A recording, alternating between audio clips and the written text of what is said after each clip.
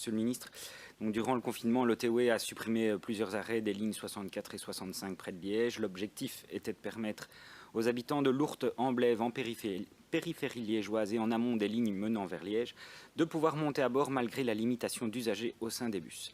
Depuis lors, les lignes 64 et 65 ne sont ainsi plus autorisées à décharger des passagers avant un certain nombre d'arrêts, ce qui convient tout à fait aux usagers, manifestement, qui ont interpellé ma collègue Vanessa Metz. Cette mesure prend cependant fin le 1er juillet et un comité des usagers souhaite prolonger cette mesure qui présente apparemment de nombreux avantages. Il est possible que les mesures de limitation d'accès au bus durent jusque septembre. Or, à ce moment, les étudiants retrouveront les bancs de l'école ou de l'université. Donc, Monsieur le Ministre, voici mes 3 questions. Avez-vous été contacté par le comité des usagers Ourthe-Amblève à ce propos? Avez-vous rencontré ce comité? L'OTW maintiendra-t-il la configuration actuelle des lignes 64 et 65 qui bénéficient aux usagers? La piste sera-t-elle, pour le moins, analysée à cet endroit, mais aussi à d'autres, s'il y a d'autres endroits où on peut mettre en valeur, si cet exemple en tout cas peut être pérennisé pour permettre un meilleur confort des usagers quotidiens qui vivent en périphérie de Liège. Je vous remercie d'avance pour vos précisions. La parole est à vous, Monsieur le Ministre. Merci Monsieur le Président, merci Messieurs les députés. En effet, étant donné la limitation du nombre de passagers à bord des bus durant la crise Covid, l'OTW a pris la décision de limiter les descentes de 11 lignes ciblées à certains arrêts définis. L'objectif était de permettre de centrer ces lignes sur leur rôle premier, c'est-à-dire desservir les zones plus éloignées de Liège. Manifestement, cette mesure a pleinement porté ses fruits pendant cette période. Sachez tout de même que je n'ai pas encore été contacté par le comité Ourthe-Amblève à ce sujet, mais effectivement, cela a été très utile pendant la période du confinement.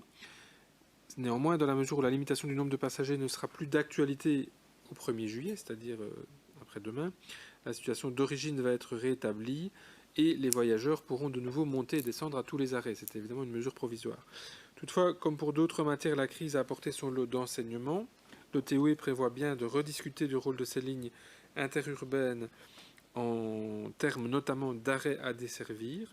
Je n'exclus donc pas que ce type de mesure, aujourd'hui encore un cas unique en Wallonie, puisse se concrétiser plus durablement, et ce pour l'ensemble du réseau TEC. Il faudra garder à l'esprit que ce type de décision implique d'autres aspects, évidemment par rapport aux voyageurs en aval de la ligne, qu'il convient d'appréhender correctement avant de modifier ces lignes sur le long terme, parce que le nombre de voyageurs, évidemment, change lorsqu'on sort de la période de confinement, donc il faut réexaminer complètement les choses. Cet élément fera partie du travail de redéfinition de l'offre TEC entamé sous l'égide de l'AOT. En effet, d'ici 2023, 17 zones pluricommunales, donc représentant la moitié de l'offre TEC actuelle, seront étudiées en profondeur et un nouveau réseau cible sera alors élaboré en étroite collaboration avec les pouvoirs locaux et autres parties prenantes. En ce qui concerne plus spécifiquement l'agglomération liégeoise, le nouveau plan de transport est attendu pour 2022, avec mise en œuvre 2023. C'est évidemment lié au dossier du tram également.